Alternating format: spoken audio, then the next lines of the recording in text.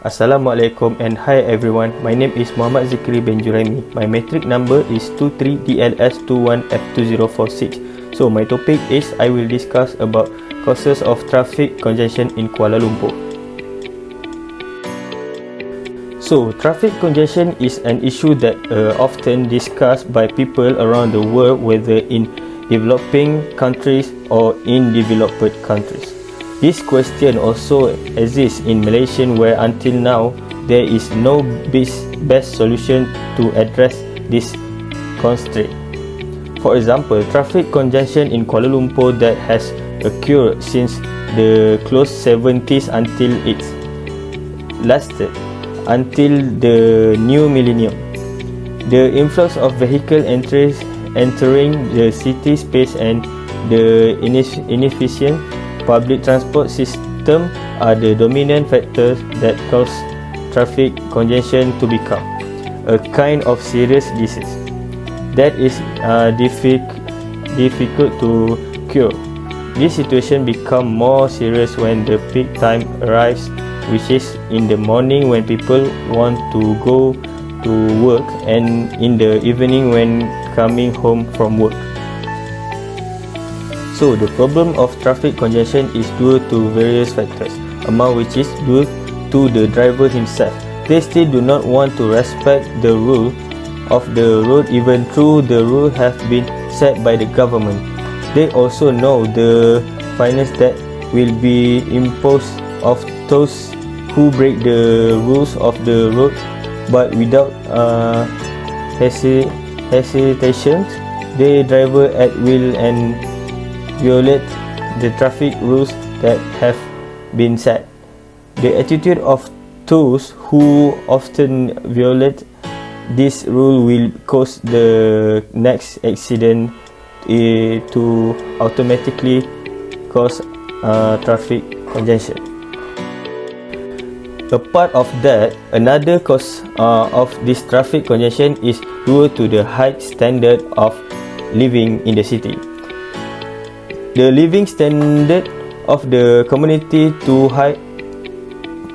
high in the city. In addition to having economic stability, allow a working person to be able to own their own vehicle. Usually, self-owned vehicle are intended for their convenience to the workplace. But the problem is too many of those who work on own vehicle privately, so much so that unknowingly it has further increased the number of vehicles on the road and at the same time cause congestion. Usually those who work are more likely to own vehicles such as cars and motorcycle. The second point is work road, another cause in the condition of the road structure. If you look at the existing road conditions, most of them are still in their own nodes. The potholed and crooked road condition make it difficult for vehicle to move. This problem will invite the occurrence of prolonged traffic congestion. In addition, on the main roads there are often road repair work, water pipes and electric cable as a result of the improvement of living standard in urban area. The impact is that roads are often dug up and buried here and there. At the time of the repair, it will cause the flow of vehicle to be too slow, especially during peak hours.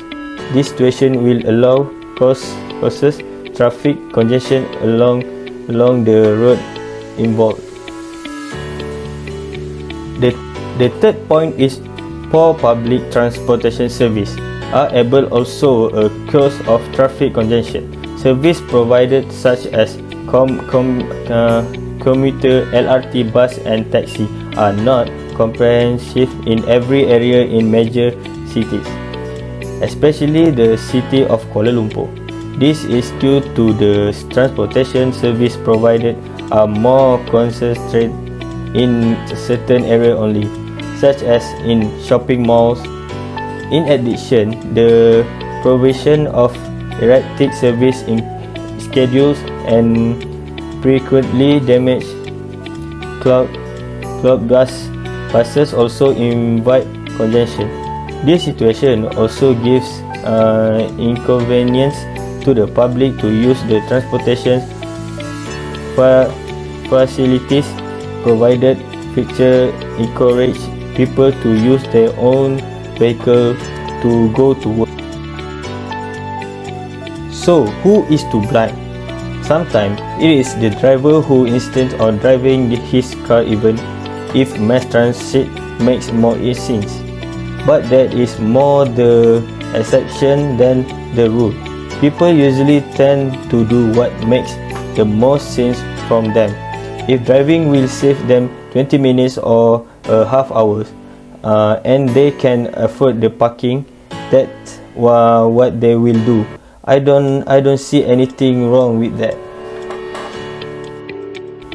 How do we fix the problem?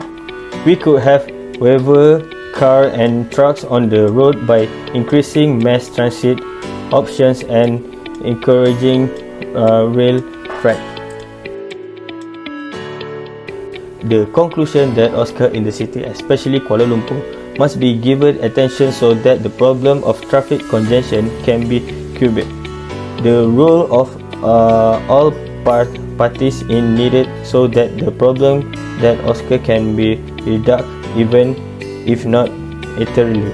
The government needs to provide an important component in addressing this problem, for example, by strengthening the act that has been made.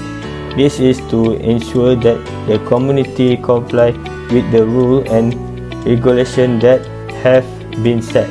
If they still do not comply with the rules set, appropriate action should be given so that they are aware of the wrongdoing. This goal is met to reduce the occurrence of incidents and save a lot of community time spent on the road due to the congestion. The value is road user must have positive values such as tolerance, and the government also play a high role in overcoming road congestion in major cities.